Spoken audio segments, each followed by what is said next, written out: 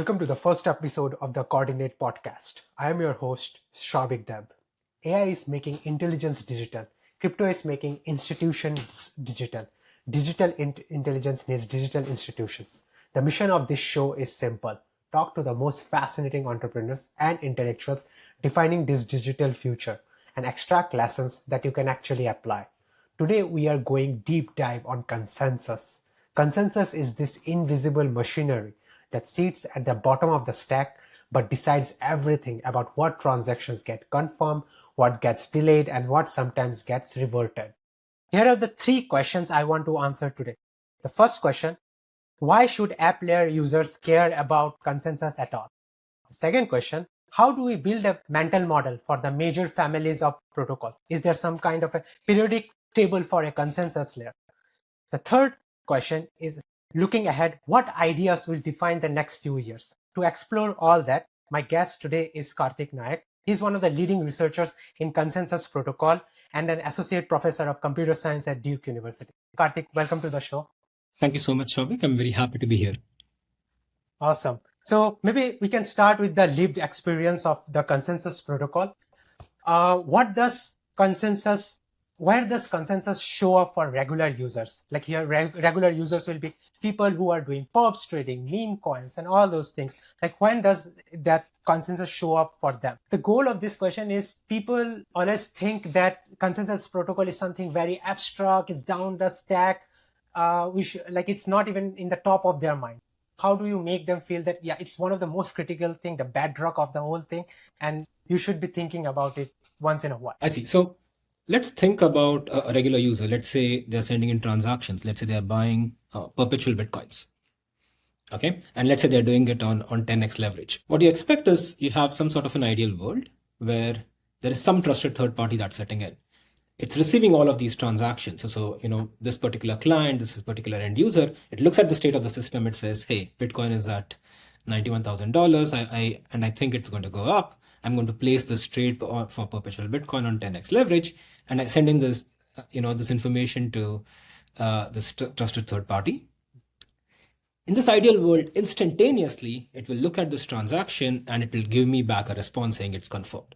So it may not be just my transaction that's coming in as a client. There can be many other transactions, and that can have a slight influence on, I think the price that I get, for example.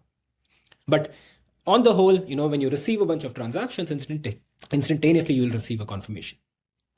Okay. So this ideal world is in practice realized by what is called as a state machine replication system, which underlies blockchains. Mm-hmm. You do not have this ideal trusted third party in practice. So seems like the trusted is the key word here. In blockchains, that thing is missing. Yes. So I guess someone who we can trust entirely to realize, a functionality, that is what is missing. And that is why we end up using what are called as, these validators or miners. Instead of using one of them, you use many of them. So that gives you decentralization at a first level of approximation. But at the same time, if you have a lot of validators when you're receiving these transactions, it's not clear, what the ordering of these transactions should be. So a state machine replication system in that sense is kind of realizing this trusted third party, the state machine that this trusted party was maintaining. You're replicating it among a bunch of validators. And to agree on this sequence of transactions, you're running some protocol, and these protocols are what are referred to as consensus protocols. I see. So when you say agree, like each of these validators should agree on the same thing, or it can be slightly different. What is the principle here? So the principle is when you receive a bunch of transactions, you run a protocol. And once you output something, you output a sequence. That output sequence should be entirely agreed upon. So if you're used to thinking about, as an example, Bitcoin, you say, chop off the last 6 blocks or the last 20 blocks, right? That is, there may be some amount of disagreement over there, but everything else before then is what is agreed upon. One thing that you used is a decentralized set of nodes. What does decentralization mean here? Is it like anyone can join? How do you know, is it decentralized enough from outside? What is the template here? So I think before I dive into that question, but let me, I think, still answer a little more on your previous question, right? So in the ideal world, we said, this trader who's sending this perpetual, who's buying this perpetual Bitcoin, it got an instantaneous response. But in this new world, I guess if you're trying to realize this, it may be the case that for running consensus, it takes a long time. For example, for Ethereum to finalize a transaction, it may take up to somewhere between 12 and 18 minutes. And now if I'm looking at the state of the system saying, the price of something is blah at a given instant, but this price is actually a reflection of what happened 12 to 18 minutes ago. There's a stale nature of the update you are getting. Right. So I guess once you have this stale input, so I'm making my decisions based off of this stale state. And when I send these transactions, it takes another 12 to 18 minutes for it to get finalized. And there may be a bunch of transactions that are in between, because of which, I may not get the right price. As an example, let's say if the price moves by 1% and on 10x leverage, there is a 10x loss to me because of this latency change.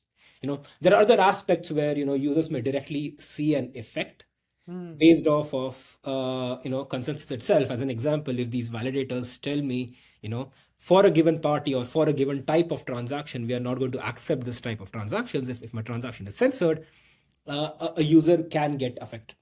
So it seems like the sweet spot will be like if there is a decentralized set of parties and I get instant, like near instant updates on the state. That would be the sweet spot. Yes, I guess from a latency standpoint, I guess I want near instant update. From a throughput standpoint, so whether there is one client or there are a million clients all submitting transactions, we want to ensure that the state machine is able to process all of these transactions. We also want to ensure that you're not playing any sort of favoritism in terms of preferring one transaction over another. So I guess in a sense, you can think of this as censorship, where you're not deprioritizing a certain set of transactions. A more general form of this is what people refer to as MEV, where they can order these transactions in a given way, where some clients or some parties are at a loss, where someone else makes profit off of these transactions. I see. So there is this adversarial nature which can come up in so many different ways in this open system. That's what's happening here. That's right. It's a pretty hostile environment where these systems are operating. Right. So it is a hostile environment, but I guess we should always look at the North Star of what we are trying to achieve. And I think a very nice definition that I think I learned this from Tim Roughgarden is, what is this trusted third party even realizing, or what is a blockchain abstraction realizing? You can think of it as a general purpose computer that sits in the sky. It has its own state, it has its own processor. So it is a computer in that sense. It sits publicly on the top. Anyone can use it, but at the same time, it is not owned or operated by anyone, and it is impossible to be tampered with. So in that sense, this is what a trusted third party is achieving. This computer in the sky abstraction. The problem is when we realize this using a state machine replication system, perhaps not all of these properties are translated. Can you dig deeper on this? Like which properties can't be translated properly, and what approximations we had to take in reality? So as an example, right, I think just in terms of if it was realized by a trusted third party, as soon as you send in a transaction, you receive an instantaneous response.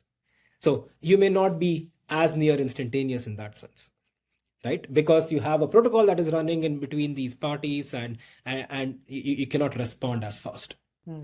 So censorship was another example that we discussed, which you would obtain directly in the ideal world. Why? Because a trusted third party does what it is supposed to do. In practice, that may or may not happen. So the way to think about all of this is one where you have the state machine replication system, and you have an adversary who's sitting in with some adversarial goals.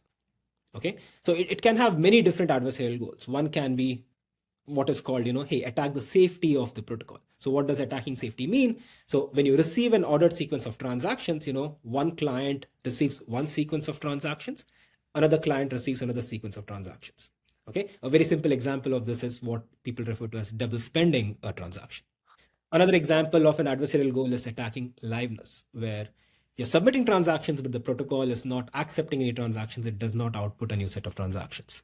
I want to tie these two properties to the real world, little bit layman terms. So when you say double spending as an example of safety, basically I have this bunch of coins. I tell one person, hey, this is my coin. I want to purchase something from some NFT from you. Take this coin. But I also reuse that coin and send it to someone else to buy another NFT from that person.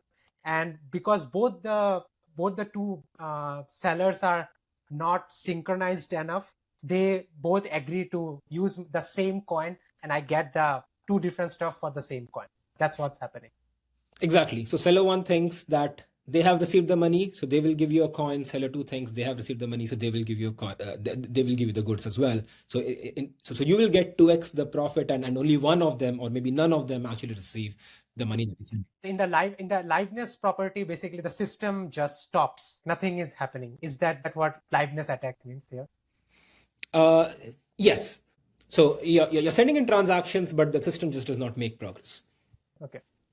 Okay. So similarly, you can think of many different adversarial goals. A third adversarial goal, as we mentioned, is to censor a transaction or a set of transactions. And the way to think about it is these adversaries in practice will have some budget. You can think of some budget in terms of money. This money can be used to bribe validators to do something. For instance, if there is a validator, in most protocols, there is a proposer who is proposing transactions. Think of the Bitcoin proposer or the Ethereum proposer. If I can pay that validator some money to say, hey, ignore Shauvik's transaction, then I can use my budget to actually censor a transaction. And so in addition to money, there are other aspects. I can use some sort of influence, laws, resources to actually influence what happens in the state machine replication system. So from an adversarial standpoint, I guess the way to think about it is I have an adversarial goal and I have some budget. And my idea is what I want to do is I want to attack the state machine replication system, meaning I want to achieve my goal while minimizing my budget. Got it. Conversely, I guess when I'm designing a blockchain protocol, I'm trying to go the other way around. I'm going to say, for all possible adversaries that could exist, or for all possible adversarial goals that could exist, I want to ensure that the amount of constraints that the adversary has, or the amount of budget that it needs to have in terms of money or influence or resources, it should be very high. I see. Because so it's like both of them has like a 180-degree opposite requirements, like attacker and the system designer. That's yes, I think it's opposite, but at the same time, I would want to point out that I think it's a harder requirement for a blockchain protocol designer, because for an attacker, all they need to do is find one attack vector and attack the system. But for a blockchain designer, they need to design a system that works against all possible attackers that can exist. How do you even find all possible attacks? Seems like infinite possible attacks are possible. I guess for the most part, we largely know, the kind of attacks that happen. But at the same time, it is always the case that, there could exist something that we are not tackling now, and we would see it in the future. As a simple example, right? I think blockchains were there for the first 10, 12 years, and, MEV was not, perhaps MEV style attacks used to happen, but they were not as widespread. But soon enough, we learned that, this is what is happening, and we need a way to tackle MEV extraction or bad MEV extraction. So I think one thing that I'll also point out is, right, if you remove one of these constraints, the constraint that the adversary has, let's say, the adversary has an infinite amount of money, trillions and trillions of dollars, as an example, then it is always possible to attack any of these systems, for instance. Because if I have $10 trillion and Ethereum market cap is not even $1 trillion, at that point I can just bribe everyone to say get out of the system, and I'm going to pay you enough to not run the system, for instance. So do people, like when they are doing application, are they conscious of this kind of assumption? Hey, this system is safe if the adversary does not have like more than $1 trillion worth of budget. Do they think like that, or they don't even worry about these things? So to be honest, I think I don't know if application designers think about this, but I guess protocol designers at least. I know for sure. I guess the Ethereum community does discuss this at depth. So when they say accountable safety, for example, when they bring out this notion, they kind of tie some sort of a monetary value for how much money needs to be thrown away if a transaction that is finalized gets quote unquote unfinalized. It seems like one of the main distinction of an SMR realization from the ideal world is this, like multiple nodes are there, Yes. and these multiple nodes are like behaving like a resilience. You're removing the need for a trust on just one certain party. So how do you know that it has achieved certain level of resilience, certain level of decentralization? Like how does a system designer know that it has achieved those targets?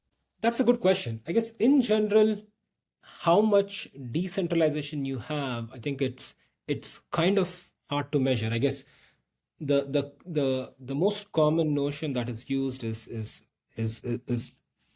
called Nakamoto coefficient, which talks about the number of parties that need to get together, or the amount of number of parties holding some stake that need to get together to actually control the blockchain.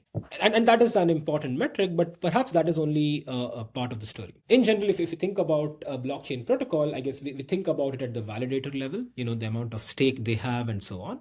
But there are many different layers that come into picture. There's an underlying hardware layer that is running all of this infrastructure. There is a networking layer where communication happens in between different parties. There's a software layer where everyone is running an implementation of these protocols and these full nodes. There is a protocol layer in terms of what the consensus protocol itself does, and how much stake they have. There is an application layer and governance layer.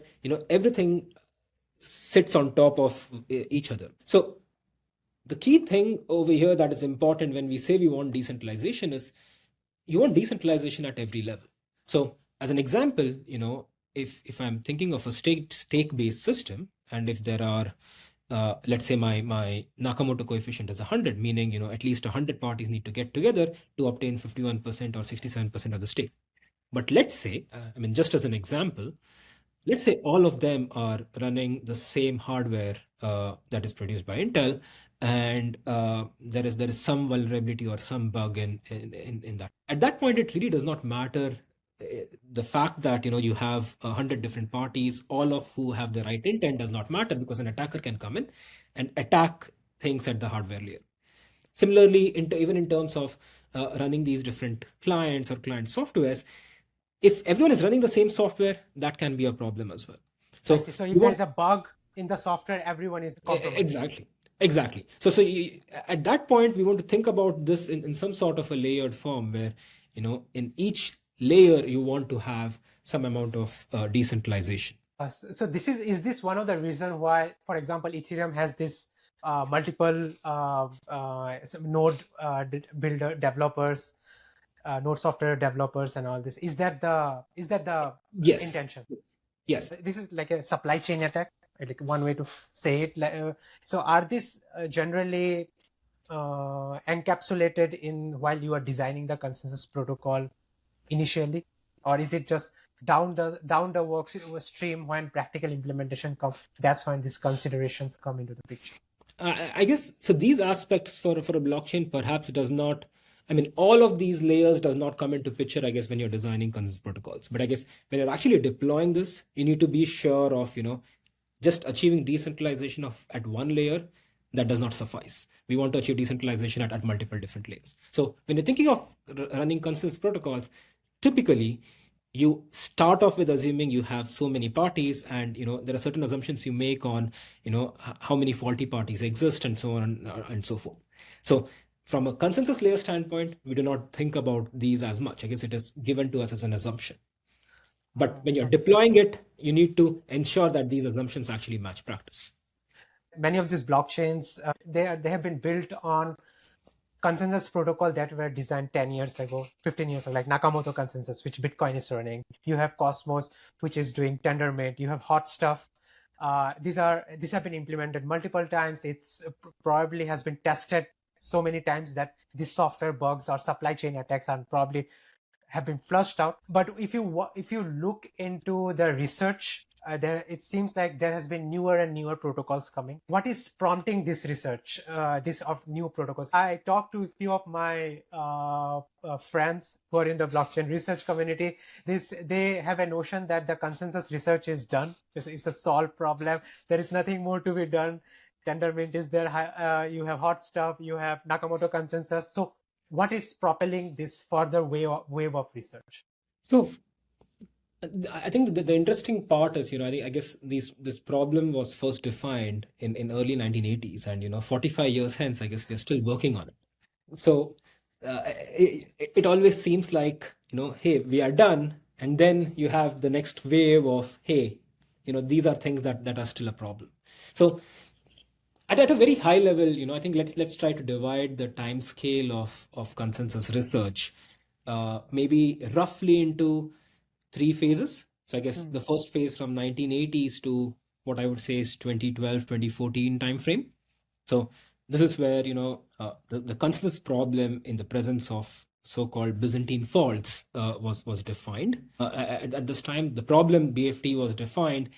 The underlying fault models, the networking model in terms of how parties communicate with one another and what you can assume from the network, they were defined in this era. Okay, there were protocols that were designed as well. I think, and they established feasibility to say that this problem is solvable and versus this problem is not solvable. So there were a lot of impossibilities that were shown as well in this time span. Okay, so the application back then that they were thinking about was not necessarily blockchains. I guess the first application that was shown was, if you have an airplane and if you have multiple parts in an airplane, if you have multiple sensors in an airplane, it can so happen that one of these sensors can be faulty. So if you have 3 sensors and if one of them is faulty, you still want to ensure that the remaining 2 sensors are in sync with one another. So that's for a redundancy aspect. Right. So it's redundancy, but at the same time, I guess what you want is, the airplane, you can think of it as a client, which is learning from these sensors as to what I should be doing next. So you want to ensure that the faulty sensor is not able to influence the correct sensors in a way that where, the airplane gets wrong signals. It's the same. Yeah, I think it's the same problem. It was defined for a different context, but I think we are using it in the context of blockchains today. In data centers as well, I think much before blockchains, you would have some sort of redundancy, and over there, instead of a Byzantine fault tolerant protocol, I guess you would use what is called as a crash fault tolerant protocol. So Paxos and Draft, they've been used, for a very long time in data centers, for example. So when you're sending in some, when Google is storing data for you, they're not storing it at one place, but they're replicating it across different machines, and this is to ensure that if one machine goes down, one data center goes down, that the data is still safe. So the concept exists in a non-BFT land as well, and it is very much used in the industry in the non-BFT land, right? I think if you look at the space from 1980s to 2014, a lot of interesting work happened. We defined these feasibility results. We know what is possible, what is not possible, and there were some interesting protocols as well. Okay. Then I guess comes the 2012 to 2014 timeframe. 2008, 2009 is when Bitcoin came in. And I guess around 2012 to 2014 is when people realized, okay, there is a relationship between, Bitcoin as a consensus protocol and Byzantine fault tolerance. They use very different ways of thinking, but there is a relationship between them. And there was a lot of work in this time frame in trying to identify how Bitcoin consensus relates to all of this BFT research. And all of this accelerated in the 2015 to 2020 era. You mentioned people realize the relationship between a BFT and Bitcoin. Can you explain that relationship? What exactly people noticed between these two? So I think one thing that came out, I guess, in this time frame was this Bitcoin backbone protocol paper by Agelos Kaius and Juan Guerre, and the GKL paper. And what they actually showed is that if you have Bitcoin or if you have Nakamoto consensus, then you can actually solve these traditional definitions of BFT. So whatever traditional definitions of consensus existed, you could actually solve it. But at the same time, I guess what people thought about was, Bitcoin, every block takes 10 minutes for us to produce it. And we say, ignore the last 6 blocks, which means you have a latency of at least an hour. And even after that, you actually do not have certainty on whether your transaction is going to go through or not. Or it is going to get finalized or confirmed or not, right? So you have a protocol that works, but at the same time, it is really slow in terms of latency, in terms of throughput. At the same time, I guess what people also realized is that Bitcoin is trying to solve a problem that's much harder, because in traditional consensus, you had a bunch of validators or a bunch of parties. Typically, they know who they are, they know the list of parties who are participating, and they know who they are communicating with. But Bitcoin actually solved this in a much harder setting known as a fully permissionless setting, where anyone can participate at any point in time, anyone can leave from this protocol at any point in time. But so far as the quote unquote honest parties have a majority of computation power, you still have consensus among the honest majority of members. So in a sense, it was slow, but at the same time, it was tackling a much harder problem. It's the difference between permissioned versus permissionless. Previously, everyone knew who else is there in state machine replication network. In Bitcoin, anyone can come at any time, anyone can leave. No one knows who else is there. That kind of interpretation is there for permissionless. That's right. So I mean, there are more nuances over here, but perhaps I guess we'll get into it maybe a little later. I think let me finish with what I was saying until now. So this is the 2012 to 2014, 15, 16 time frame, and I guess the next era comes from 2015 to 2020. I guess we've touched upon some of these questions already.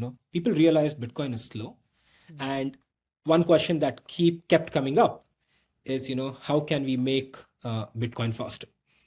And compared to Bitcoin, traditional consensus was faster. The idea was, hey, can I use traditional BFT consensus in the proof of work world, and can I achieve better consensus protocols? And this is the first significant problem that I worked on in this space as well. This is back in 2016 with Itay Ibrahim and Dalia Malki and Lindgren and Sasha Spiegelman. So we started asking this question: hey, can I use PBFT, one of the well-known protocols, in the context of Bitcoin, and try to improve Bitcoin and still achieving some rationality properties? In the context of Bitcoin, it means like previously BFT had permission set. Now you want to bring permissionless nature to the BFT protocol. Is that what in the context of Bitcoin means? Yes, I think that is one way of thinking about it. So I think one way of saying it is, I want to make BFT protocols permissionless. The other way of asking it is, you have Nakamoto consensus that works in the permissionless setting. Can I replace the Nakamoto consensus with a BFT style protocol, and use the advantage, the fact that these BFT style protocols are faster and they give you confirmations within 3 rounds, and use that to finalize transactions faster. Right. So I mean, both are, I guess, different ways of thinking about it depending on where you start from. So I guess this was one line of work. So I guess the other aspect that came into picture is this world of proof of stake, where parties realized proof of work is perhaps not ideal. It is a strong assumption. Can we move on to the proof of stake setting? So initially everyone thought proof of work and proof of stake, they're kind of similar, but very soon with this protocol design, everyone spoke about the kind of challenges that exist in this proof of stake setting, and there were several solutions that came in, with Snow White and Sleepy consensus, with the Ouroboros line of work, with Algorand. You had the first wave of protocols in this era from 2015 to 2020. People initially thought proof of stake is almost similar to proof of work, but then they realized there is difference. what were the difference people started realizing that it's not that easy to just So, go straight forward? right, I think let me give you one simple example, right? I guess in a proof of work world, given a chain, if I want to mine the next block, I need to I need to use a lot of energy to produce the next block. And when I'm producing the next block, that is all I have the right to produce and tell the world. If I want to produce an equivocation, I have to put in the same amount of energy again. So the number of blocks that I need to produce is proportional to the energy that I need to expend. But with proof of stake, that was not true. I have stake. Now, based on the stake, you're running some sort of a lottery, which is what you did with proof of work as well. But this lottery, depending on what the lottery parameters are, it turns out that I can apply this lottery at different places, which means instead of producing just one block, there are several blocks that I could produce. So the adversarial power is higher in that sense in a proof of stake world. So if I just take Nakamoto consensus and if I try to put in proof of stake over there, that does not work, and that makes it challenging. One way to think about is that in proof of work, if we consider resource to be energy and proof of stake, the resource to be the stake. So in proof of work world, if you want to do some kind of adversarial attack, say equivocation, you need to expand more resources. But in proof of stake world, you can use the same resource to do another equivocation attack. Is that the right way to think about this? Yes, I think depending on the context and exactly what the design looks like, yes, I think that is for some protocols. Yes, I think that is true. So, in a sense, proof of work is a much stronger primitive. It constrains the attacker in a much larger way than what proof of stake does. So, an interesting aside that I think I also want to bring up over here is that Bitcoin and all of these or many of these proof of stake designs, they are all assumed a synchronous network. Okay, and this is something that was shunned in the distributed computing community, where if you assume that the network is synchronous, then you're not designing a practical protocol. Can you explain what does synchronous means here? So synchronous over here just means that if I send a message at time t, it will arrive at the recipient at within some bounded delay. Let's say you think of this delay as 10 seconds, and what that means is for every message that I send, it will arrive within 10 seconds at the recipient. Okay, so this is typically referred to as the capital letter delta, which is a bound on the synchronous network delay. In practice, in actuality, it can arrive within half a second, which is the norm, but it is guaranteed to arrive within 10 seconds. Got it. And is this a big assumption to make? Like you mentioned that in practice, it's like they generally come very fast. Why not just stop there, be happy with the synchronous and be done with that? I think that the problem is that in practice, so for the most part, right, I think our network is synchronous. So the fact that we are having this conversation, it's because the network is synchronous. As soon as I speak, you're able to hear me. So for the most part, it is true that the network is synchronous. But to argue and to say that it is always the case that for every message it will arrive within a bound, that is problematic. And so you mentioned the Bitcoin had made this assumption. So has there been any potential problems that have arisen in the Bitcoin network because of this assumption? So I guess when you're running these protocols at the granularity at which they do, where I think you have a block produced every 10 minutes, this problem, even if it shows up, I think it does not show up in a big way, because 10 minutes is a long enough amount of time for a message that is sent in the network to arrive at all of these parties. In fact, they will arrive within 10 seconds and when experiments were conducted. It does not take as long in practice. Just to recapture, in this second era, the main thesis was that we want to have BFT, we want to implement BFT protocol in the Nakamoto conditions. Basically, the set is permissionless while retaining the fast confirmation period of the BFT protocols. And the second problem that we want to solve is remove synchronized synchrony assumption and go to something else, the more practical like worst case scenarios. That is the two goals I think for this era was. So I guess I mean the latter part is something where I guess these newer designs, they were all synchronous, but at the same time I guess I think in the BFT land I guess we assumed we were still not so happy with synchrony.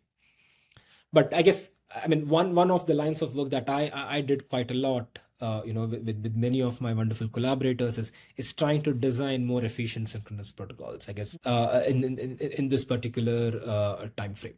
And similarly, I guess one thing that I did not mention is a lot of progress did happen, in other areas of BFT as well. So there were protocols that did well, but there were improvements as well that happened in the background in the traditional distributed computing land.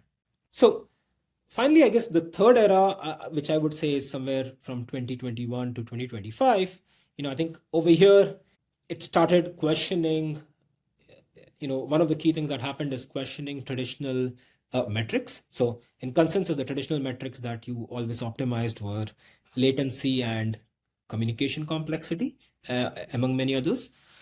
So one question that everyone asked was, hey, should we be improving communication complexity versus improving throughput? And this led to an area of research in the space, use of erasure codes, extension protocols, DAG-based protocols. This was one area that came up in this time frame. So is there like these two metrics that you just mentioned, communication complexity and throughput? Is that like a trade-off curve? Is that like if you increase one more, the other day gets hit? Like how to think about like what protocols progressing? So I think the right way to think about it is, I think the answer is not that straightforward. It really depends on what you're doing. As a simple example, right? Let's say I have a protocol which has very few routes, okay? And I have a protocol which sends very few messages. Does that mean that protocol has low latency and high throughput? Not necessarily. Why? So think about Bitcoin as an example. I'm sending a message once every 10 minutes. Okay. Only one party is sending a message to everyone, but it is sent every 10 minutes. It does not have either good latency or good throughput. But at the same time, if I'm forced to send, let's say, a large message, a 10 megabyte or 100 megabyte chunk to 100 parties, then at that point, if I'm sending, let's say it's a 10 megabyte block sent to 100 parties, then I'm sending 1 gigabyte of data at once. And at that point, my communication complexity is affecting the throughput of the protocol because everything is bottlenecked on. I see. So there is a threshold beyond which it starts impacting. That trade-off starts appearing in the system. Yes, I guess so. I mean, maybe. So this trade-off is something that was not very well understood, I guess, at least at the time, and which actually kind of led to a lot of these works that we have seen in the past 5 years. So the right way to think about it for a given protocol is, I think you have latency as a metric, and typically we think of latency in terms of the number of rounds of communication, and you have communication complexity as a metric, where it is the number of bits that are being sent by all of these honest parties. So we think of both of these metrics individually, and that is what is a problem.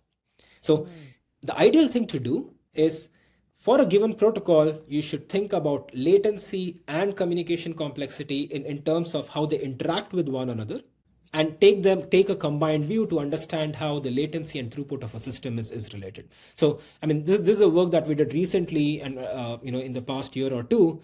It's called as the pipes model, where we say, hey, instead of just computing latency in terms of number of rounds and communication complexity in terms of number of bits, do a slightly more detailed analysis on your protocol, and try to get the relationship between latency and throughput as a function of other system parameters like the number of parties, the actual network delay in between these parties, and so on.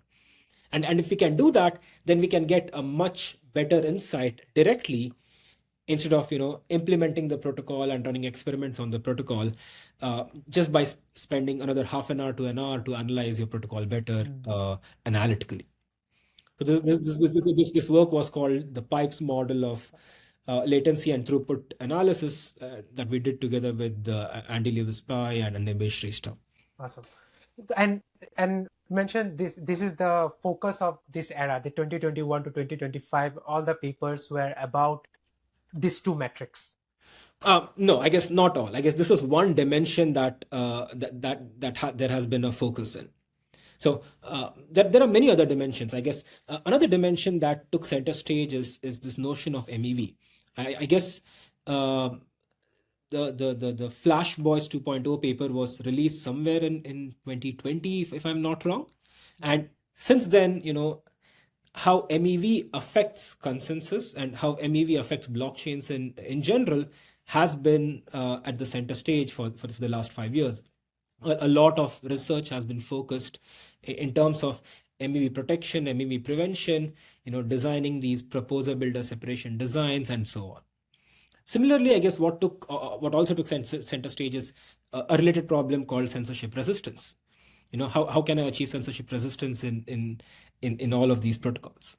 Finally, I guess this notion of dynamic availability, which I think, let me try to define, I guess, what dynamic availability is, very roughly speaking, right? So at any point in time in BFT protocols, we have a set of parties who are participating, okay, in permission BFT protocols, a set of parties who are participating, and you assume in these protocols, that a quorum of parties, 67% or 51% of these parties are always responding to you. They're honest and they're responding to you.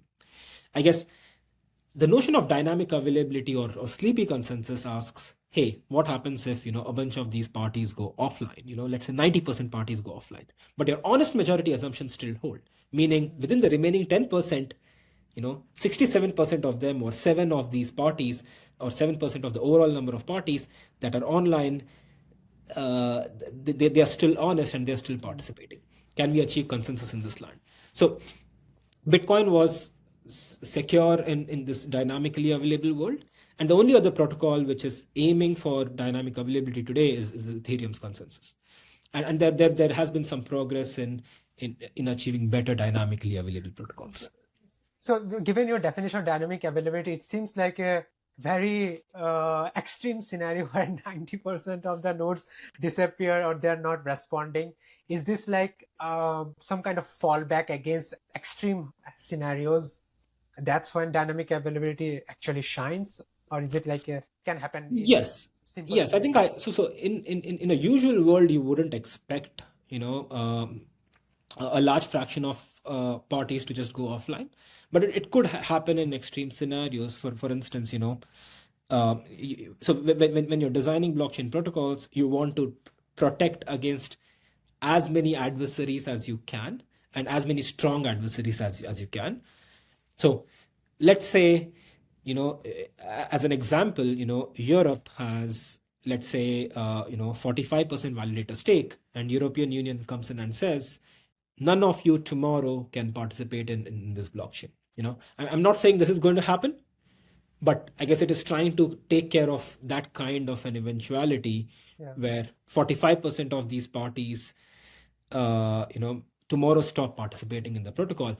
Does your protocol still make progress? I think a more reasonable example is where, in terms of the implementation of these consensus protocols or clients and so on that these nodes use, no matter how many implementations we introduce, it could be the case that you have 40% of the validators using the same implementation. Now, if there is a vulnerability in one of these implementations and that makes a bunch of nodes go offline, can the protocol still execute? That is a more reasonable scenario where something like this could happen. Okay, I see. That's a realistic scenario. I agree. Yeah, I think so. So this is I guess Ethereum is today's, as far as I know, is the only protocol which is aiming to obtain this notion of dynamic availability in practice.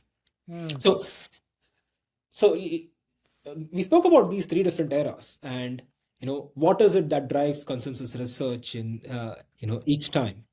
I guess the traditional problems are very well defined.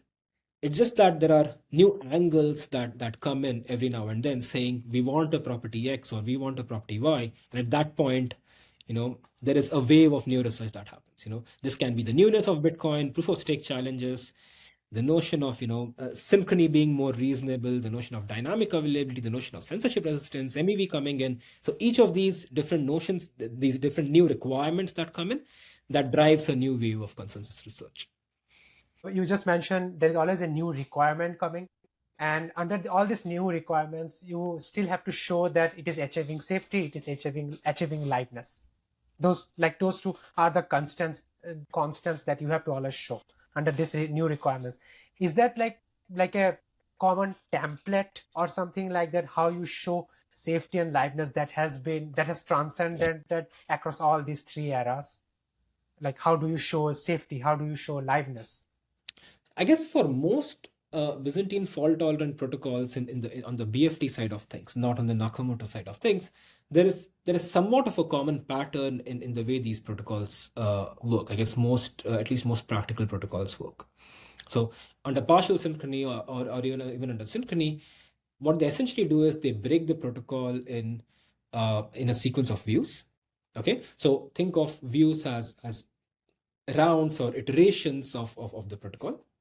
Okay, and in that iteration, in a given iteration, typically these protocols have what are called as a proposer or a leader.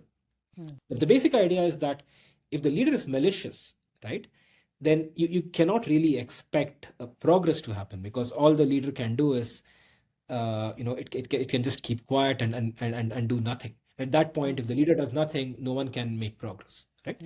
But what you ensure is that even if the leader is malicious, nothing bad happens in that iteration, very roughly speaking. But if the leader is honest and it is doing its job correctly, it is following the protocol specification, and if the network conditions are good at that time, what you expect is that there is some progress that is happening. So in a given view or in a given iteration, what you expect is if an honest leader has made some progress, meaning some validator has committed to some transaction. The fact that one validator has committed to a transaction does not necessarily mean everyone has, right? But if one validator has committed to a transaction, you typically expect some invariance in this protocol to hold.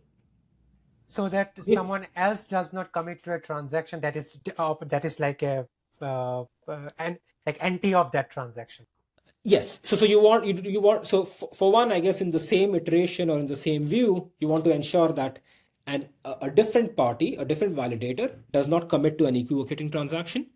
You also want to ensure that in any subsequent iteration, no party can commit to a different transaction. And the way typically that this happens is, if someone commits, you ensure that there are a sufficient number of parties. I think in one line of work, you call these validators, they lock on the value that has been committed. And the idea is that if sufficiently many honest parties are locked, which these protocols ensure, they will guard the safety of this transaction in every subsequent view from here on. So this is what you do in a given view. In every subsequent view, you want to ensure two things. One, again, if a Byzantine party comes in, it cannot propose an equivocation in such a way that honest parties vote for it and that transaction gets through, because that will disagree with the first party who committed something. At the same time, so that is the safety constraint that you need to maintain across views. The liveness constraint that you need to maintain across views is that when the network is good, and you have when the network is good for a long enough amount of time, and you have an honest leader or a sequence of honest leaders, at that point a leader can come in, send in a proposal to everyone, and actually make everyone commit the same transaction. I guess in both in a given view as well as in all subsequent views, what you want to ensure is that one, a Byzantine party cannot do anything bad, that is, no equivocation can happen within a view. If something good happens, then in every subsequent view, again, a Byzantine party cannot do anything bad, and an honest party can propagate the goodness in future views, right? So I think maybe as an aside, I guess whenever we're thinking about this, we think of a state machine replication system where you have a sequence of transactions that keep coming in and you keep agreeing on a sequence of values. But for the most part, I think for what we have observed, if you show consensus for one value, that mostly translates to consensus for a sequence of values as well. So typically that's why in many academic papers we just talk about achieving consensus for one value, and we make our piece with it, because a small variant of it can work for a sequence of values as well. Okay. So this structure, it largely follows for a large portion of partially synchronous protocols as well as synchronous protocols. From what I'm understanding, there is some kind of pattern in the safety and liveness. So can we not just write a lean prover or something and automate, like anyone can come up with a protocol, you just insert that protocol into this lean prover, it just automatically checks based on this templatized safety checks and liveness checks? Is that a thing that is even doable? So it is doable. I think I will mention that I'm not an expert in this space, but so I guess at a very high level there are two ways of proving. One is a world called as theorem proving, where you're writing these what are called as machine checked proofs, okay, using software tools called theorem provers. So over here, given a protocol specification, you would generate a machine check proof, but this typically requires a lot of human effort and human experience and ingenuity to actually achieve this. So lean is, you can use lean to actually do this. But it turns out to be hard from the standpoint of this experienced individual. So model checking is another way of proving it. So it is a traditional formal methods based technique, and over here you're exploring the state space of everything that is possible. And because you're doing some sort of an exponential check on whether the protocol is correct in this exponential space, typically, most of the model checking happens either for very small system sizes, n equals 4, n equals 5, n equals 6, never beyond that, or the protocol is simplified at some level so that the amount of state explosion can be brought down. So an interesting thing that I will point out, that at Duke, we have a professor called Matt Lentz who's trying to combine both of these techniques in the context of consensus protocols. Oh, wow. To say, with model checking, if you do model checking, either you have to consider small sizes or you would want to simplify the protocol. But if you're simplifying the protocol, then you're checking only the simplified version of the protocol. So model checking is used for a simplified version of the protocol, and for the balance that exists, that is where traditional theorem proving techniques can be used. So this is something that's in progress, and if it works out, then it's going to be very advantageous from the standpoint of, hey, you just write a specification and this automated system is going to write a proof for you. What does 2026 and beyond, like, for consensus protocol look like? Is the story going to be different? Is there different types of metrics that are going to be targeted? So in terms of, I guess, many of these aspects, right? So there has been a lot of progress in traditional partially synchronous protocols, traditional synchronous protocols. So there has been a lot of improvement in traditional partially synchronous protocols, but we are also looking for many different properties. As an example, censorship resistance is one such property that we are looking at. And when you're thinking of censorship resistance, you talk about rationality of these participants, because one of the reasons to censor is because these parties may be bribed to say do not include a transaction. So you want to think about those sorts of adversaries that come into picture to censor transactions. So I guess that is one aspect that one would want to consider. And so that adversarial model is a bit different from the Byzantine model, where the adversary is like always adversarial, and rational is like you incentivize to behave adversarial. So that's a two different model. Yes. So I think perhaps let me try to Let me try to paint this picture from, again, I think the slide that I presented earlier, where your adversary has a certain set of goals, right? So it can be to attack safety, it can be to attack liveness, it can be to censor transactions, right? So based off of these goals, the adversary, I think the question is, what is the best way to model these validators based on what the adversary is trying to do. As an example, if I'm trying to attack the safety of a protocol, then imagining a world with some honest parties and some Byzantine parties is actually reasonable, as against all of them being as being rational. Why is it the case? It's because if we're attacking safety, then we have consensus protocols that are what we call accountable. So we had this, so Ethereum had this paper called Casper, which spoke about accountable safety for the first time, which basically said if more than 33% validators come in and take a malicious action, then we can detect that a malicious action has been taken, and based off of it, we can punish them, we can slash them. So this notion of accountable safety, because of this notion of accountable safety, what happens is that I have the power to slash and take away their money. So I still have guarantees in terms of, if there's an attack, someone is going to lose a lot of money. And that is why still living in an honest Byzantine world in the presence of slashing is reasonable. So what we showed in one of our earlier works called BFT protocol forensics is that what Casper showed in the context of Casper for accountable safety actually translates to a long sequence of protocols. So many of these protocols are actually are accountable, and you can go back and identify who your faulty parties are. In layman terms, it will be this accountable means it's detectable and identifiable. If a safety violation happens, I know who did it, and I can prove it in a court of law that they did something malicious. So this is one kind of attack, right? Another kind of attack that I can talk about is, attacking liveness. So if I'm talking about attacking liveness, yes, I think I would want to identify parties who are attacking liveness, but perhaps that is not as big of a concern generally, because from an adversary standpoint, what you can gain by attacking liveness is much lower than what you could gain by attacking safety, censoring a specific transaction, achieving MEV, and so on and so forth. But nevertheless, if that happens, there are works that speak about accountable liveness. I think that there is this work by Joachim New, Andy Lewis Pye,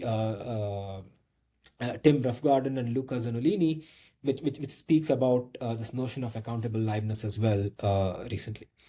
But I guess coming back to the example that we were talking about, let's say censoring a transaction or generating MEV. So in this world, I believe thinking of parties as being rational is more reasonable than an honest Byzantine scenario. So why? So let us say there are a bunch of validators and they are responsible for producing the next block.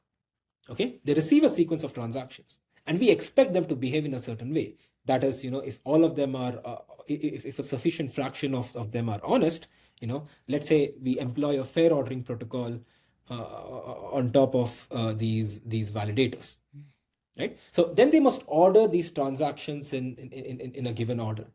But I think what they would realize if they're rational is that just by reordering the transactions, we can actually earn more money. Again, I think they can earn more money only if the fact that they reordered is not detectable. So is there an accountable reordering, something like that? So you would want to have accountable reordering, but I guess in one of these works, we were trying to design something that will give us something to that effect. So the question that we asked, this is together with my student Sarish Twadwa and Fan Zhang and researchers at Ethereum. The question that we asked is, if you have a bunch of validators, all of them are rational and they're producing a sequence of blocks, and then if there is some MEV to be had, right, by reordering transactions, by inserting your own transactions, they can earn more money, then will they do it? And I guess we actually showed an impossibility result, which basically said if there is MEV to be had, you will have it, if all of these parties are rational. In other words, they can get into a system where you cannot identify. I mean, there are caveats. I'm stating it in an informal way over here. But at a very high level, so far as certain constraints hold, they can get into a situation where they can come together, reorder these transactions, output a set of transactions, and no one can prove in a court of law to say that these guys reordered these transactions. Similarly, if you use these context, these content these schemes where you encrypt these transactions and agree on them and then you decrypt them, right? So even over there, typically you have a committee that is decrypting these transactions. That committee can get together, they can decrypt these transactions in private, reorder the transactions the way they like, and then output it and decrypt them in public. And what we argued in this work is that you can actually earn more money by doing something like this. I see. So you're basically colluding with each other. The committee is colluding with each other in the dark and just revealing those things. Exactly, and you can use trusted execution environments and such to actually facilitate such collusion. So why not use the trusted execution for holding the key? Like each node actually holds their key inside the trusted execution, and then you can't collude maybe. I guess for that you'll have to prove that the key is held in a trusted execution environment. That's the other thing, right? So I think this is an example where I think in consensus, when we're talking about attacking safety, I think honest Byzantine is a reasonable model. But when you're thinking about solving this MEV problem, then at that point it makes more sense to think of rational parties. When you're thinking of censoring transactions as well, if censoring is happening because of OFAC sanctions, then at that point you're just maybe following some law. But if it's happening because someone is bribing you money to actually censor these transactions, then it makes sense that if I'm rational and if I'm getting somebody for ignoring this transaction, then it is in my interest to actually censor this transaction.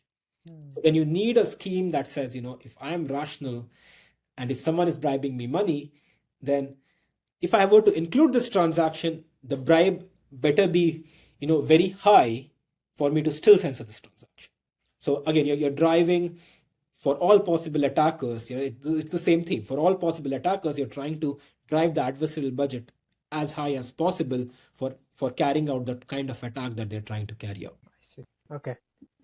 So does the budget go up? As a system designer, my goal is to have the budget for attacking the system by the adversary should go up and up and up. Yes. Coming back to the question, post 2025, this is the lay of the land. You are saying that the censorship resistance will be one of the cornerstones as a requirement. So I guess, in terms of research, censorship resistance is one. I guess getting efficient, dynamically available protocols is another. And this part is about building some kind of periodic table of a consensus protocol or a family. So I think perhaps it's worthwhile to, when we're thinking of consensus protocols, I guess there are several dimensions in terms of the underlying model that we should be considering. And once we have these dimensions, there are different problems or variants of problems that we consider. And perhaps what we can do is look at maybe lineage on, how we have made progress in one of these dimensions, perhaps. Right? So the key thing to consider when we are thinking about these different validators is that in general, you expect all of them to follow the protocol, but some of these could be faulty, right? And when you say they're faulty, they can exhibit different types of faults. For example, they can just crash, meaning they're running the execution and the machine just crashed somewhere in between. They can be arbitrarily Byzantine, where they just exhibit arbitrary behavior, that is, they're not following the protocol specification at all. So each of these parties, we typically expect them to be to actually run the protocol correctly as specified. So you think of them as honest parties, but some of them could be faulty, and these are the faults that we're trying to tolerate, right? So they can just crash, meaning they're running the protocol and the machine just crashed. Okay, so this can happen to some subset of parties. They can be what is called as omission faulty, meaning they're running the protocol faithfully, but their network is, it can drop some of these messages. The sent messages or received messages can drop. Or they can be what are called as Byzantine faulty, So So with Byzantine faults, how is like omission different from crash? Like when you say in like in crash also you will drop the messages, right? so with crash faults, once I crash, I'm out of the system. I wouldn't participate in this protocol at all subsequently.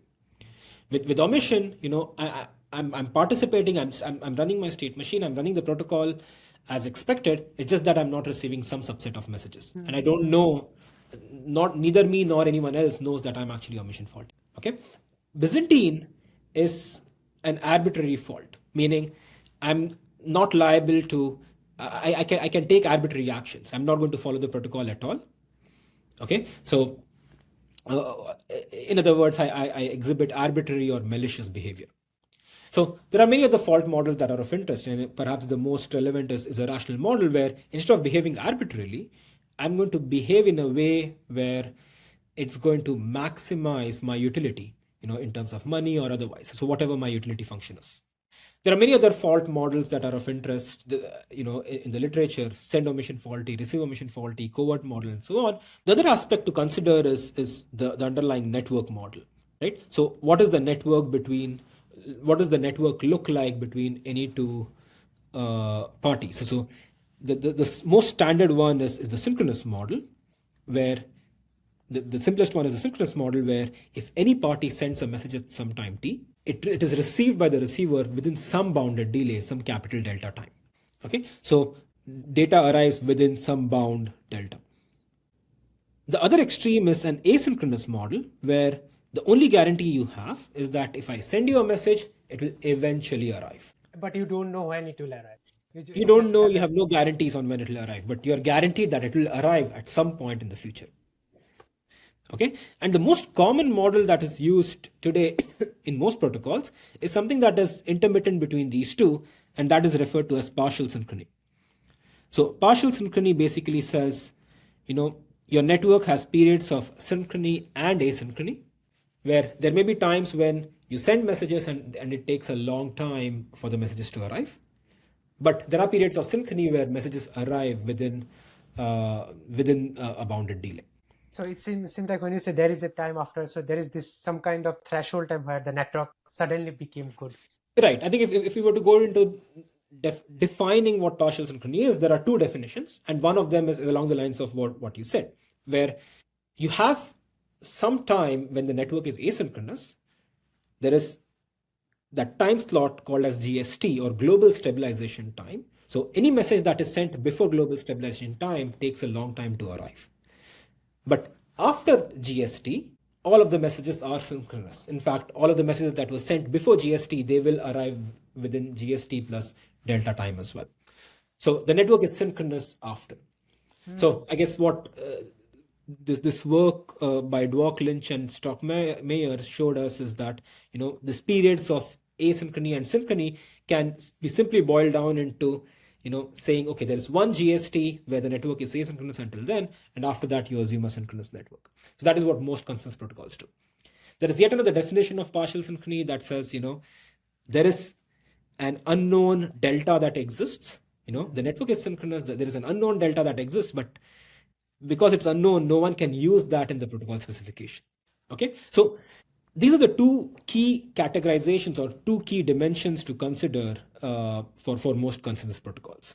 By the way, I guess just in terms of network, there are many other models called the mobile sluggish model that is of interest. There is what is called as granular synchrony. So we've done some recent research in granular synchrony, which is trying to argue, well, synchrony is too optimistic, partial synchrony is still pessimistic enough. Can we try to get somewhere in between? And oh wow!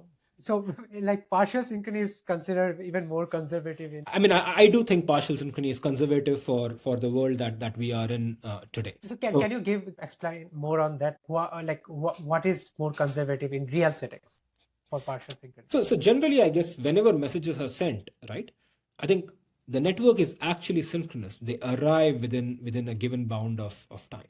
And even if, the problem with synchrony is that even if one message is delayed, you're breaking the synchrony assumption. And at that point, your protocol is not guaranteed to give you, the protocol does not guarantee anything in terms of outputs, right? In terms of correctness.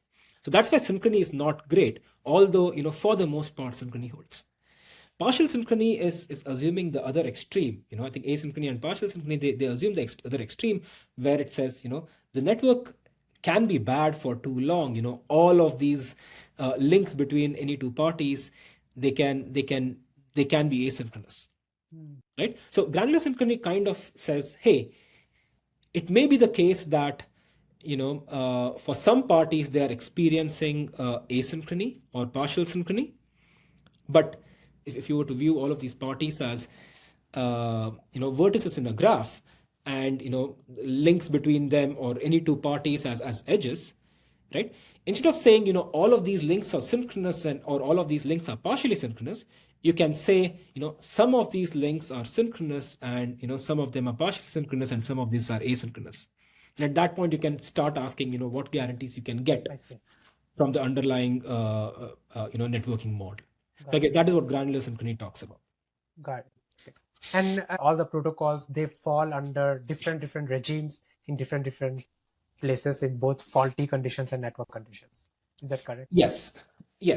I think let me try to bring that up. So by the way, I guess there are many other dimensions, right? Things like, the adaptivity of the adversary, whether they use signatures or not, whether there's any mobility between them, the degree of permissionlessness, the computational power that an adversary has.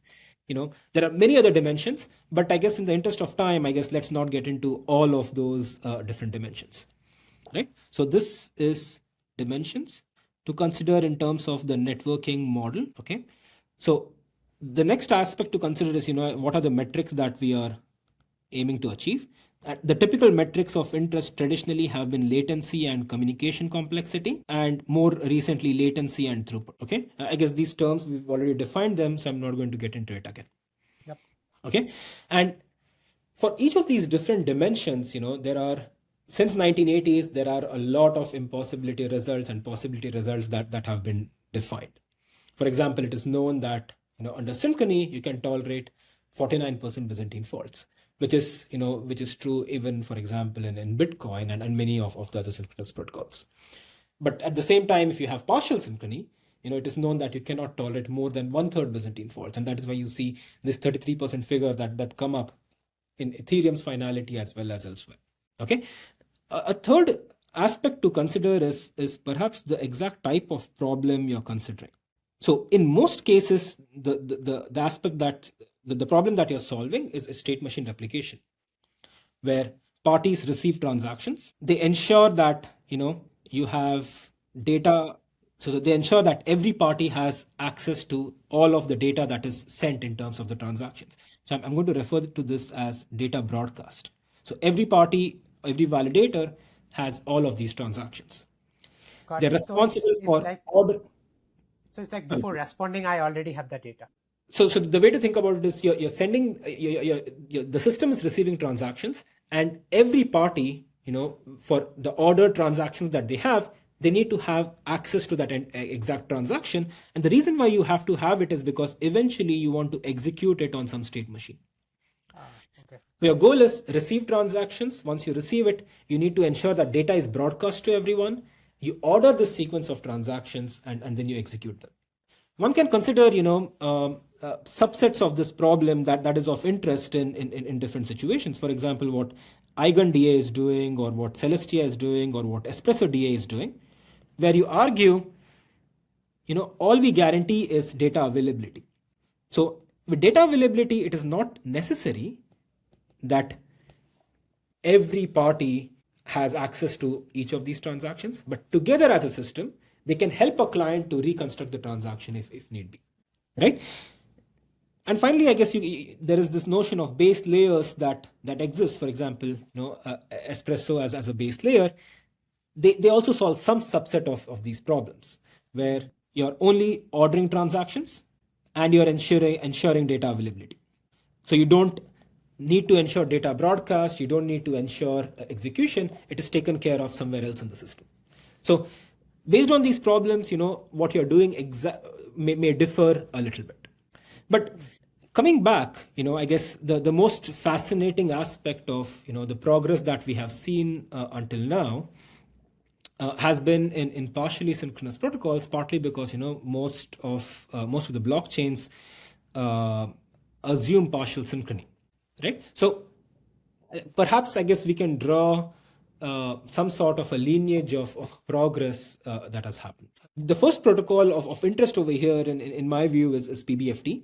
So this was so note that this protocol is from 1999, so it predates, I guess, the blockchain era. And this protocol tolerates, 1/3 Byzantine faults. So it tolerates 1/3 faulty parties. It already achieves, a 3-round good case latency. So what do I mean by 3-round good case latency? Good case latency. So typically, as we mentioned earlier, these protocols operate in a sequence of views. And in each view, you have a leader who is responsible for making progress. So I think the question we ask is, the interesting aspect is, if this leader is honest, how fast can it make progress? And over here, for committing a block, all you need is 3 rounds of communication. The leader sends a proposal, you do 2 rounds of votes, and that ensures something is committed. So 3 rounds here, 1 round is single trip, like from one. Yes. One. It's not a round trip, it's a single trip. It's a single round. Yeah, it's a single trip, yes. So I want to mention that, this is already optimal, because under partial synchrony, when you're tolerating 1/3 Byzantine faults, you cannot do better. Like when you say optimal, there must be theoretical reason. Yes, we have a lower bound from 2021. This is work together with Zulun and Itai and Ling and myself, where we showed that 3 rounds is optimal when you're tolerating 1/3 Byzantine faults for partial synchrony. So PBFT already achieves that. Moreover, I guess in terms of communication, it achieves an order n squared communication in each view, in each iteration. The drawback, though, was it had an expensive view change. So the view change means like when you change from one view to one leader to another leader. That's when the issue is coming up. Exactly. So when a new leader comes in, it needs to figure out what has happened in the previous view, and it needs to make a proposal such that a Byzantine leader cannot make a bad proposal in such a way that honest parties support it, and honest parties should support a good proposal. So over here, it turns out that the leader had to show a large proof, which was expensive. It incurred a linear number of certificates or a linear number of locks that the leader had to show. And this was a problem with PBFT. And fast forward to what Tendermint did, it said, we can change this expensive view change to a linear view change. So we'll keep everything else the same, but we can actually do a linear view change. So this is from, I guess, somewhere from 20. There are 2 Tendermint papers. The most recent one is from 2018.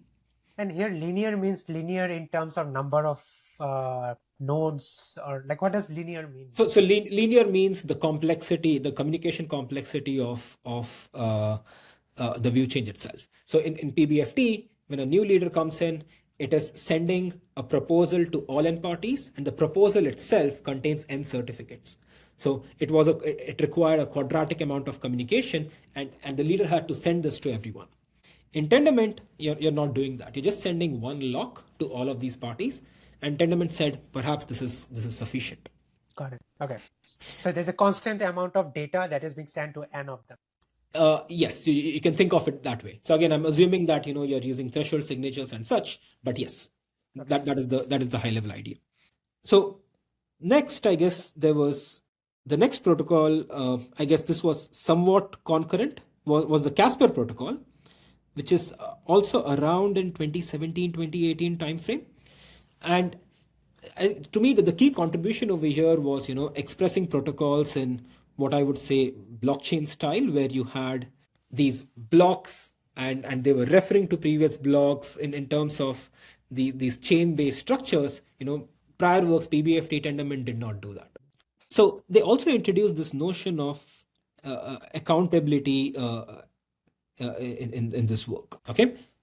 Subsequently, hot stuff came in 2018 or 2018, 2019, and hot stuff basically said, well, during the view change, you have linear communication, but within the view, it is actually quadratic communication, right? So can we achieve, linear communication in the view. I see. So this is like inside the view, and that was intra view. Right. As well as, Hot Stuff spoke about this notion of optimistic responsiveness that it achieved as well. But let's not get into that right now. So, but at the same time, when Hot Stuff came in, they said instead of doing an all-to-all vote, you can funnel these votes through a leader, where a leader collects all of these votes and sends these votes to everyone. What that meant is, one round of votes became 2 rounds because sending it to a leader and leader sends it to everyone. So you have a proposal and 2 rounds of votes, meaning you have proposal plus 4 rounds of communication. But not only that, I guess the original Hot Stuff protocol said we actually need yet another round for consensus to be achieved, yet another round of votes, so 3 rounds of votes. So that made it overall 7 rounds of communication. So I'm guessing that this is not optimal based on the 2021 paper where you showed the 3 round is the Yes. thing. Yes, this is not optimal from that standpoint.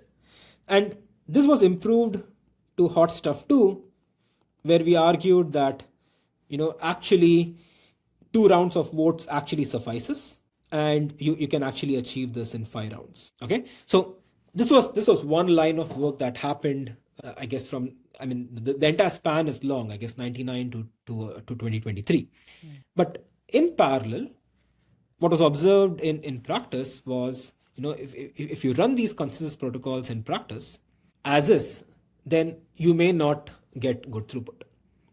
So why is that? Think about it as, if you have a leader who's sending a 10 megabyte sized block, and it is sending this 10 megabyte sized block to everyone, at that point, if there are 100 parties, it is actually sending 1 gigabyte worth of information to everyone, whereas everyone else is receiving only 10 megabytes worth of information.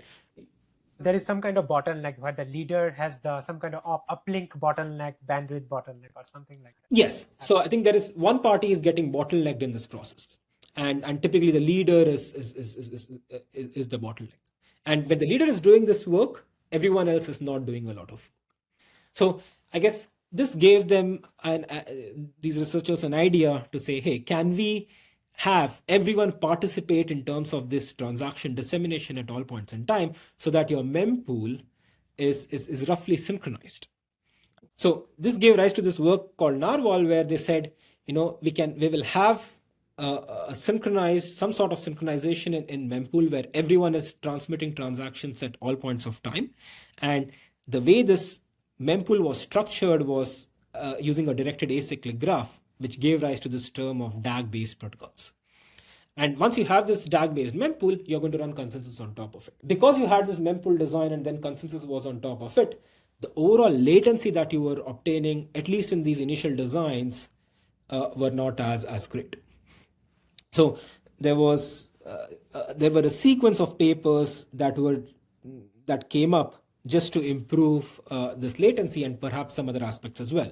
So after Narwhal, there was this paper called Bullshark that improved the latency a little bit, and then there was this paper called Shoal, which improved the latency some more, and finally, I guess the last wave of these protocols include these protocols Sailfish plus, which is a signature-free version of Sailfish. And all of their goals is to reduce the latency. Right. So they use different techniques to reduce latency, but at a high level, all of them reduce latency. So as an example, I guess with Sailfish, which is one of my works, we improved latency at the consensus layer. With Shoal++, they tried to use multiple different consensus instances and try to improve latency. With Mysticity, they said, okay, all of these use some black box protocols called reliable broadcast. Can we open up this black box and improve latency? So with Mysticity also, it's a consensus improvement, but I guess they're opening up a black box to achieve it. So there was this line of work, and so all of these are what one would refer to as DAG-based protocols.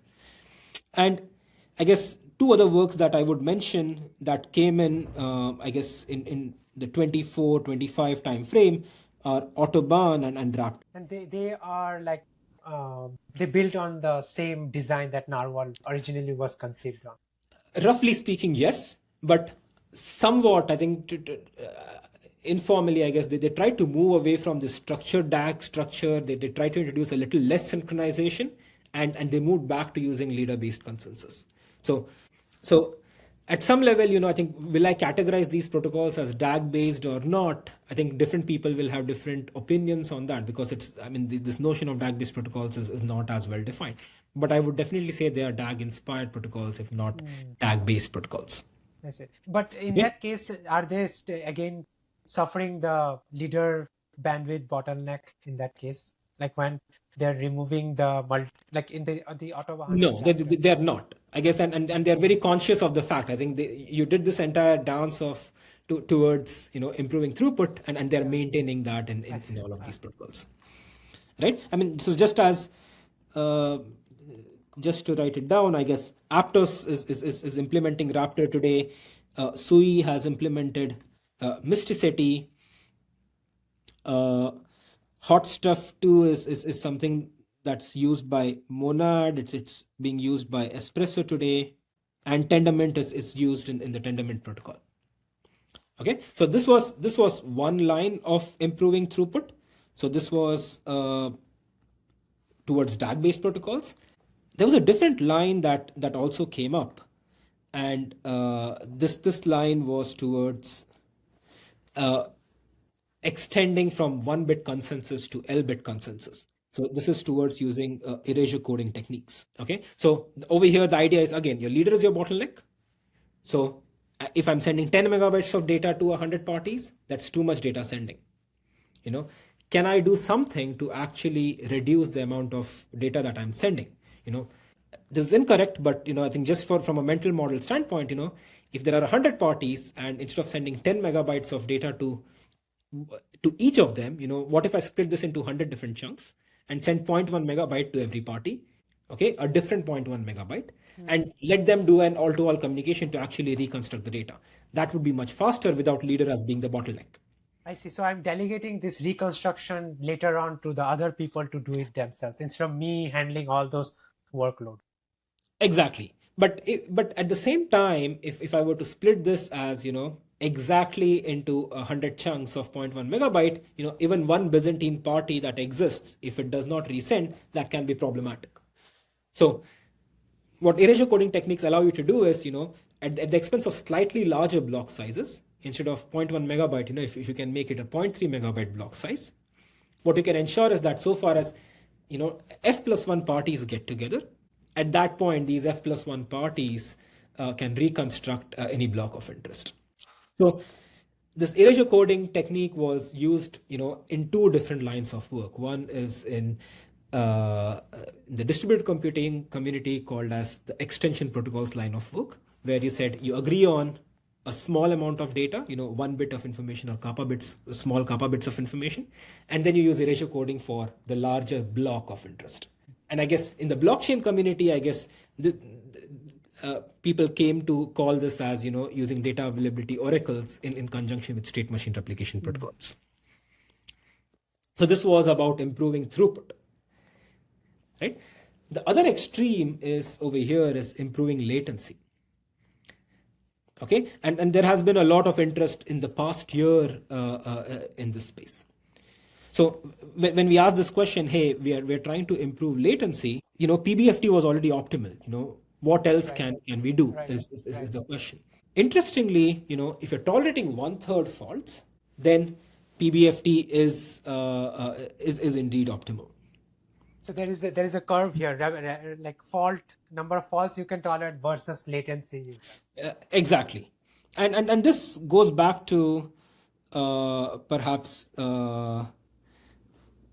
2005, I guess, where there was a protocol called Fab that was developed by Martin and Lorenzo Alvisi, where they essentially said, if you have n greater than equal to 3f plus 2p plus 1 world, where in the actual system you have p less than equal to f faults. What is F and what is P here, maybe? Right. So f is the Byzantine fault tolerant Byzantine fault, the total number of Byzantine faults that you're tolerating, and P is just a parameter. So a simple way of thinking about this is, just substitute F and P as being 20, for example, 20%, for example. So in that world, what this is saying is, if you have less than equal to 20% faults, then you can actually achieve consensus in 2 rounds. Okay. But if there are more faults, so as an example, if you think of P as being, 10%, then F becomes, 80 by 3, which is around 27%. Then you can tolerate 27% Byzantine faults in all. But if there are actually less than 10% Byzantine faults, then you can achieve consensus in 2 rounds. Otherwise, you can achieve consensus in 3 rounds. So one confusion I have here is now that isn't F the maximum number of faults? So it seems like there is another bound called P, which is like so how to think about this? Like there seems to be 2 maximum bounds on faults. Right. So I guess F is the maximum number of faults that you're still tolerating. So in this example that we just gave, we said F equals 27% and P equals 10%. Right? So the total number of faults that you're tolerating is still 27%. But if it so happens that the actual number of parties, the faulty parties, are less than equal to 10%, at that point you can achieve consensus faster within 2 rounds. So you can get it done in 2 rounds in that case. Exactly. And if it's say 20%, then you will go to the 3 round thing. Exactly. So this was in 2005, right? And then there was SBFT, a protocol from 2018, which was a system that was using the ideas from Fab. Okay, it was using some other ideas as well. So this was the blockchain protocol by Itai Ibrahim and Dalia Malki from VMware Research, and it was used in the VMware Concord consensus protocol. So it was using the same. It was using the result from Fab and adding some other aspects as well to improve. So this was from the standpoint of taste and the way consensus happens. It was following a similar lineage as what PBFT did. In 2023, actually, a new line of thinking about it came up, and I guess from the standpoint of result or from the standpoint of an external observer, perhaps it does not look much different, but I guess the underlying mechanism, the underlying way of doing consensus was a little different from what PBFT did, okay, or what Tendermint did. And this line of work is what we refer to as, and this line of work was started by Simplex, okay. So since you are writing it in a separate place, so is it right to say Simplex is completely a different way of thinking than PBFT? I wouldn't say a completely different way of thinking of PBFT, but at the same time, I guess there is a sufficient difference from the standpoint of conceptually what's happening underneath that I would put it in a different category than everything else that I have spoken about until now. I see. Okay, so in terms of result, it achieved the same result as what Tendermint did. I mean, there may be some aspects, one minor aspect here or there that is different, but I guess at the high level for the parameters that we are considering, it achieved the same result as what Tendermint achieved. So you had 1/3 faulty parties that you were tolerating. You had n-squared communication in each view. And this is also 3-round good case. This is also 3-round good case. Okay, so this was followed up by the dispersed simplex paper, which is simplex, but I'm going to add, very, very roughly speaking, I think it's simplex, but I'm going to make it more practical, and I'm going to add erasure coding techniques to it while not hurting latency. So the goal was to reduce the throughput, increase the throughput, I'm guessing. Improve the throughput, yes. Yeah. Right. So after dispersed simplex, there came this work called Kudzu, which was from 2025. And this paper was, very roughly speaking, it was trying to achieve the same result as what Fab did, but on dispersed simplex. So in terms of the result, it is very similar to what Fab is achieving. That is, it is enabling a fast path in a 3f plus 2p plus 1 world, but it is applying that idea in the context of simplex. Okay. And there was Alpenglow, which was, again, I think this paper came up in 2025, which is very similar to Kudzu, but the underlying dispersing mechanism is a little different. So they have what is called as this rotor protocol that is a little different. And there are, at a lower level, there are other protocol changes, differences that I'm not pointing out. Okay, so one interesting aspect, I guess, I mean, from a personal standpoint was, when Alpenglow came out, they said we have this 20 plus 20 guarantee, which essentially argued that, hey, we can tolerate 20% Byzantine faults and 20% crash faults. And interestingly, I guess, based off of what Fab was achieving, they had this 3f plus 2p plus 1 guarantee, and if you substitute f equals 20 and p equals 20 in this equation, what you realize is that if you tolerate 20% Byzantine faults, you cannot tolerate additional 20% crash faults. So you mentioned like you can. So is there some kind of impossibility result here that that bounds this kind like how much maximum you can tolerate crash faults? So at the time, I guess we weren't aware, whether there is an impossibility result that connects these, and we started asking exactly this question. Is this even possible? And two, is this is there some sort of a bound over here? So one thing that we realized in this process while communicating, by the way, Alpenglow was came in from the research group at Solana. So let me try to write this down. So they mentioned that this 20 plus 20 guarantee, it applies not in standard partial synchrony, but under a scenario where a leader is not equivocating. Okay, if you make certain assumptions in addition to partial synchrony, this is what we would achieve. And I guess they have a reasonable argument for why this is true, because of the way rotor is dispersing data. If a leader actually equivocates, you can perhaps detect it and so on.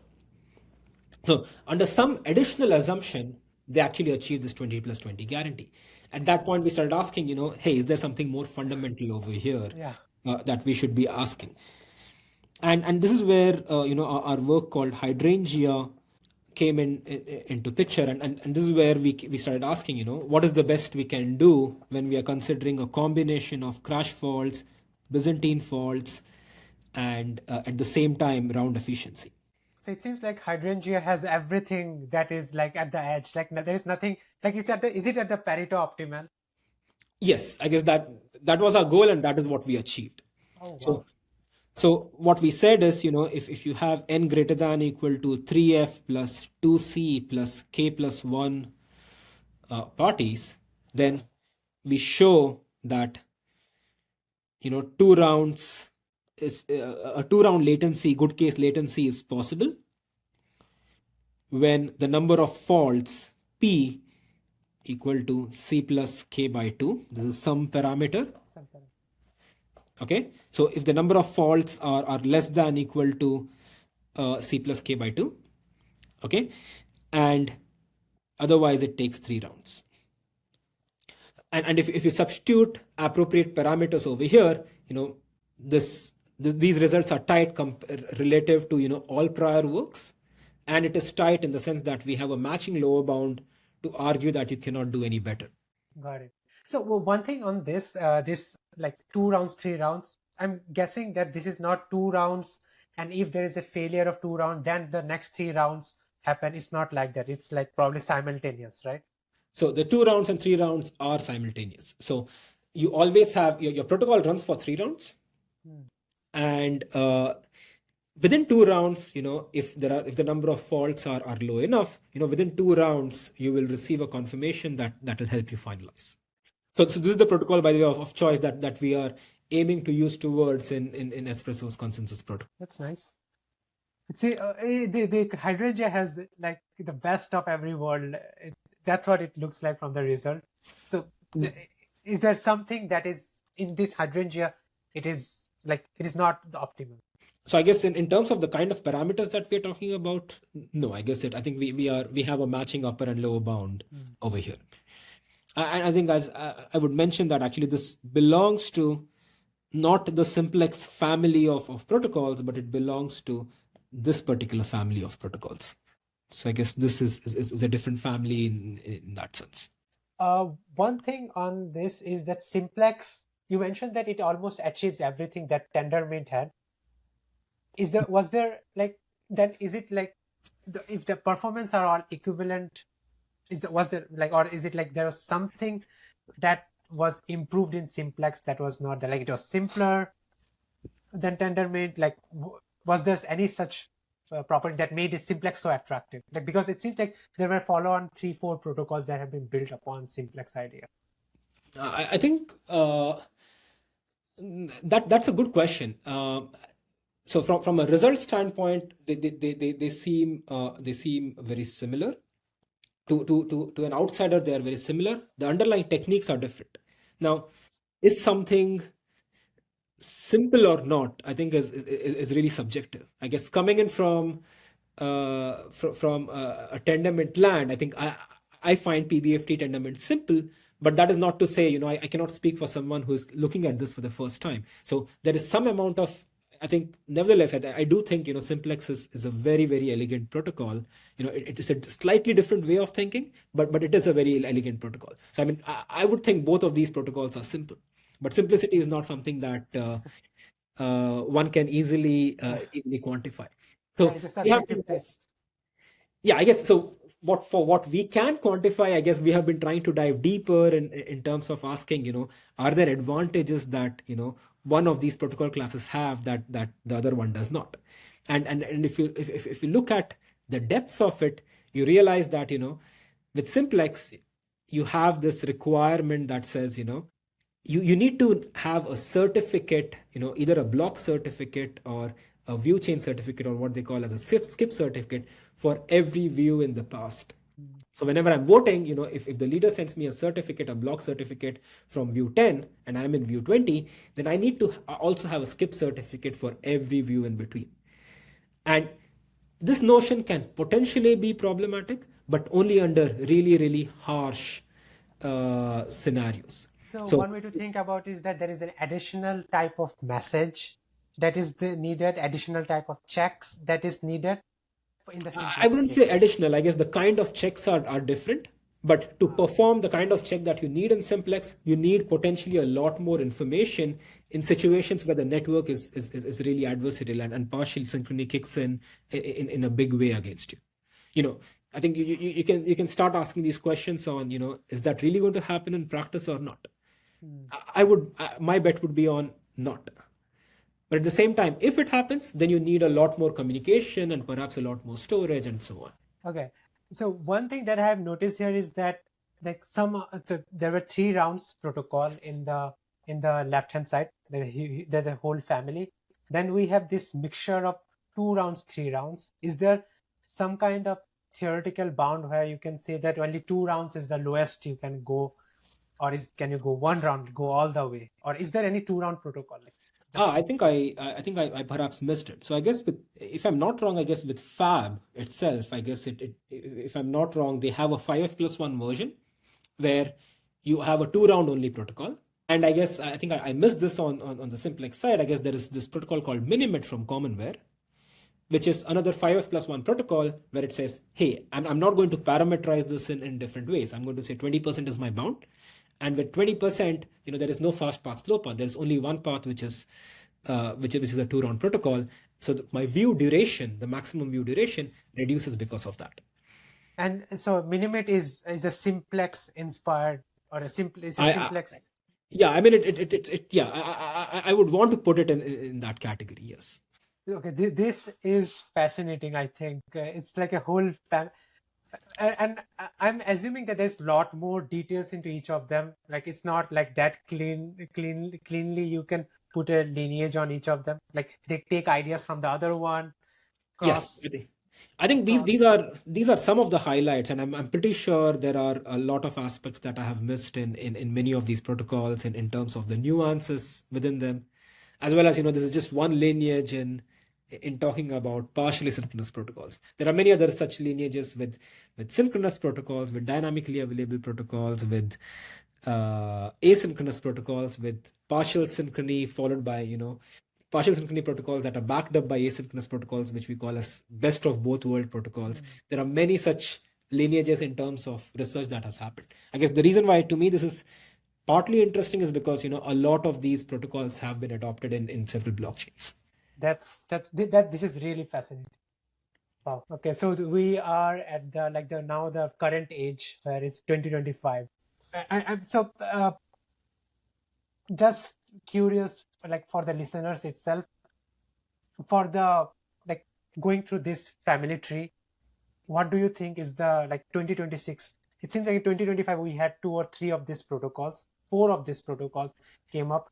In 2026, what do you think will be the optimization parameters here? Is it so? Since Hydrangea is already at the Pareto optimality, so I'm just curious that what does it look like for next generation here? I guess so. So 2 things. I guess from a development standpoint, I guess a lot of these blockchain firms, they are implementing many of these protocols, and they are in the process of seeing the results of them.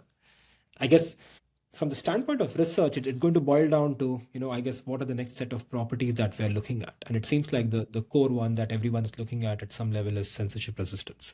And, what happens when you have multiple concurrent proposals? And, how perhaps, MEV is going to change the game, if at all. And finally, I guess from an Ethereum standpoint, how dynamic availability is going to affect their consensus protocol.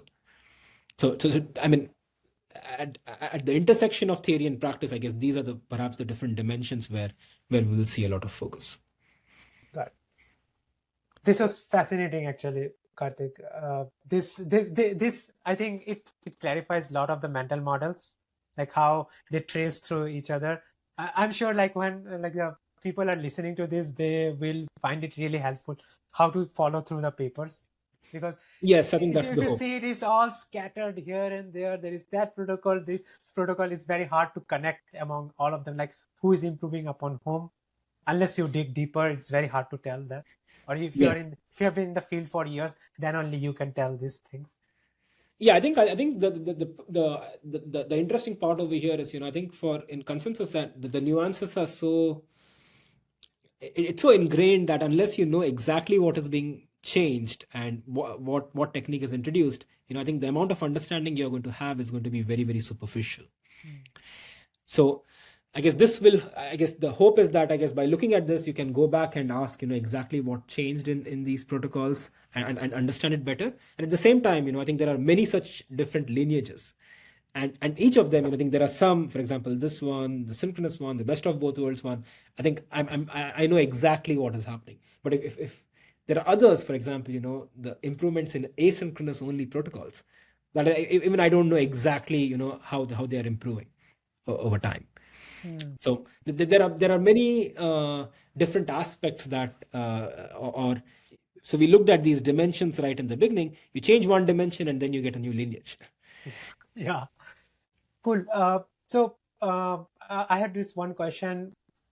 Suppose you are a newcomer to this field and you want to explore. Is there one place where people can go and read and use that as an anchor to understand all this protocol? Like you and Itai run this decentralized thoughts blog, which I find one of the insane. Is that what you will recommend people to use as an anchor to traverse through the? I would say so. I guess so. We started this in 2019, and the way we have structured it, has been we want to cater to someone who's interested in learning the space, but at the same time does not have the time to take a course or do a deep dive. So we try to capture the essence of the basics as well as the essence of research that happens and create posts out of it. So our hope is that these posts really help in understanding the space better. At the same time, I guess the way it has evolved, it's been a sequence of blog posts where there is a start here page where you can go in and try to navigate through the blog. Yeah. But at the same time, it's so we understand it's quite daunting even then. So at some point, we do hope to have some sort of chapter posts that we have spoken about for a long time. Hopefully, we'll introduce Yeah. it at some point, which will actually, I think the kind of lineage that we're talking about over here, we will have that in a chapter post and explain, how different protocols are or how different techniques go on, uh, how things have improved over time. Right. If just having this in that blog would be really helpful, I think, All right. because it definitely helps to understand many of the relationships. It is not clear. It's way too many protocols are out there. Uh, Sure. yeah, yep. This was a fantastic conversation on this one. I consider this like a second part of our conversation. This family tree, which is like even goes deeper. Yeah, might make this podcast session into two parts, part one, part two. Sure. I think that's, I mean, I'm happy with that. Yeah, I because guess, I think, this one is even better. Like I'll say that, like it's really good. This thing. thank you. I think so. Initially, when I was trying to give a summary, I guess I gave a summary, but we also did dive, a little deeper into it. Yeah. So I guess, but at the same time, hopefully that gives a high level overview and this gives, more details into different aspects. Yep. So maybe yeah, this is probably where it's right time to probably finish today's episode. And yeah, it was a really great discussion. I think one of the like a very high level takeaway for me is that the consensus it's like it makes all the difference between a network that's fast on a good day, that's giving some performance censorship resistance on a good day, and a network that is reliable and new, like a kind of resistant to adversarial attack on a bad day. So you, as a system designer, you have to think both, like what performance guarantee you can give on a good day, what resilience you can give on a bad day, and it's very hard to think about. Like it's complicated. It's not easy. Thanks, Kartik, for joining us today.